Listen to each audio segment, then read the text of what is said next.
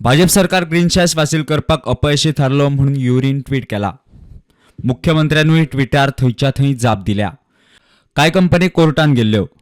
निकाल जाय मेरेन सेस घेवप ना म्हणून 2014 हायकोर्टान निर्देश दिल्ले.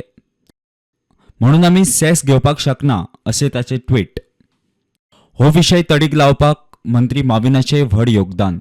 I'm extremely happy with the decision of the Honorable High Court to uphold the decision of our government to levy green cess on transporters, on those transporting coal and iron ore from Marmagua port. We have been fighting this both at the legal level and otherwise. Ultimately, the government stand has been vindicated. So we are very happy that 230 crores would now accrue to the government exchequer, which will go a long way in augmenting the resources of the government's dues, which were rightly the government. It has been proved now that government was right in imposing this particular cess, and that is what was required.